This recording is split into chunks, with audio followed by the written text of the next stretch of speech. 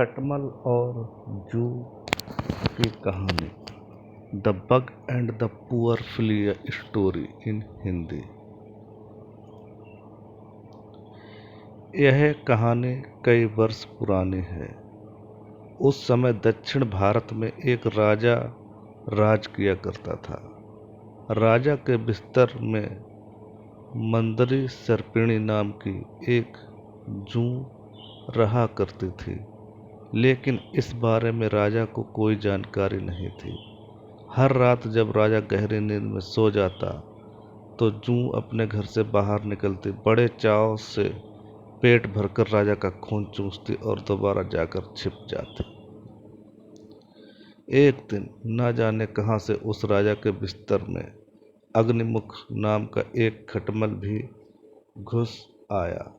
जब जू ने उसे देखा तो उसे बहुत गुस्सा आया कि उसके इलाके में एक खटमल घुस आया है।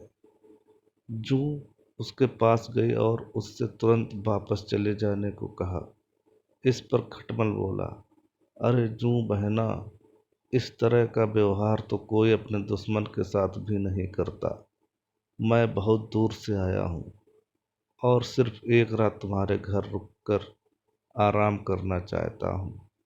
कृपया मुझे यहाँ रुकने दो। खटमल की बातें सुनकर जू का दिल पिघल गया।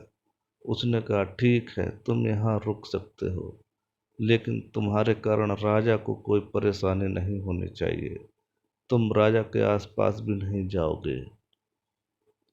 जू बहन, मैं बहुत दूर से आया हूँ और बहुत भूखा हूँ। वैसे भी हर रोज कहाँ राजा का मीठा खून पीने का मौका मिलता है। कृपया मुझे आज रात राजा के खून का स्वाद चखने का मौका दे दो। खटमल ने विनती करते हुए कहा। जू खटमल की बातों में आ गई और उसने उसे राजा का खून चूसने की इजाजत दे दी। ठीक है, तुम राजा के खून का भोजन कर सकते हो, लेकिन उससे पहले तुम्हें राजा के गहरी नींद में सो जाने का इंतजार करना होगा। जब तक राजा पूरी तरह सो नहीं जाता, तब तक तुम उसे नहीं काट सकते, जू ने कहा। इस पर खटमल ने हाँ कर दिया और दोनों रात होने का इंतजार करने लगे। रात होते ही राजा अपने कमरे में आया और सोने की तैयारी करने लगा। राजा का शरीर बहुत तंदुरुस्त था और उसकी तोंद बहुत मोटी थी। यह देख कर खटमल के मुंह में पानी आ गया।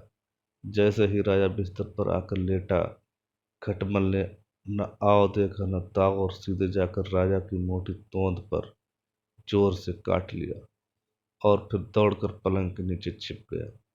राजा दर्द के मारे चीख उठा और तुरंत अपने सिपाहियों को कमरे में बुला लिया। राजा ने सिपाहियों को आदेश दिया, सिपाहियों, इस बिस्तर में जरूर कोई खटमल या जू है। उसे तुरंत ढूंढो और मार डालो। राजा के सिपाहियों ने बिस्तर पर ढूंढना शुरू किया तो उन्हें बिस्तर में छिपी जू मिल गई। उन्होंने तुरंत उस जू को मार डाला और खटमल बच निकला।